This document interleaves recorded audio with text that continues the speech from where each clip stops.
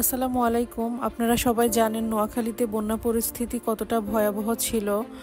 তো এই বন্যা পরিস্থিতিতে সারা বাংলাদেশের বিভিন্ন জেলা থেকে মানুষজন এসে যেভাবে উপহার সামগ্রী দিয়েছে নোয়াখালীর মানুষকে, ফেনীতে বা যে সকল জায়গাতে বন্যা হয়েছিল সব মানুষদেরকে যেভাবে মানুষ হেল্প করেছে, এর থেকে বড় মানবতা আসলে আর কিছুই হতে পারে না। তো আমার আজকে একটা বিষয় খুব ভালো লেগেছে এবং আমি খুব অভিভূত হয়ে গেছি বিষয়টি দেখে। যদিও এই বন্যা পরিস্থিতিতে আমাদের বাড়ির পক্ষ থেকে আমার বোন, আমার ভাইয়েরা বা আমার আত্মীয় স্বজনরা, আমার ভাতিজা সবাই নিজ নিজ জায়গা থেকে মানুষজনকে হেল্প করার চেষ্টা করেছে এবং এখনও করে যাচ্ছে। তো সেই জায়গা থেকে বা সবাইকে আমাদের ফ্যামিলির পক্ষ থেকে আলহামদুলিল্লাহ হেল্প করে যাচ্ছে এখনও।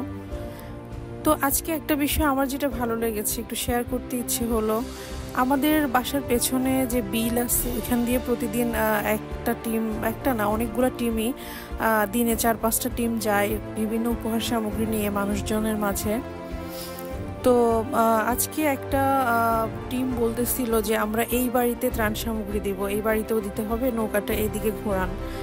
তখন ওখান থেকে নৌকাতে যে এলাকার লোকজন ছিল তারা বলতেছে এটা চেয়ারম্যান বাড়ি, এখানে ত্রাণ দেওয়ার আসলে প্রয়োজন নেই। ওনারা মানুষজনকে ওনাদের পক্ষ থেকে অনেক হেল্প করতেছিল। তখন ওই টিমের লোকজনরা বলতেছিল যে আসলে কে চেয়ারম্যান বাড়ি আর কে ধনী কে গরিব আমরা সেটা বিবেচনা করছি না, আমরা যেটা চাচ্ছি আমাদের উপহার সামগ্রী যাতে সবার ঘরে ঘরে পৌঁছায়।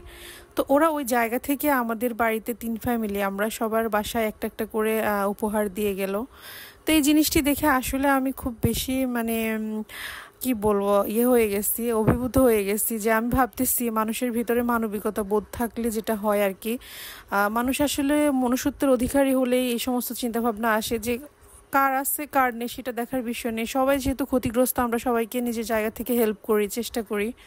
তো এখানে তারা অনেক ধরনের জিনিসই দিয়েছে, অনেক কিছুই দিয়েছে, আপনারা দেখতে পাচ্ছেন ভিডিওতে কি কি দিয়েছে।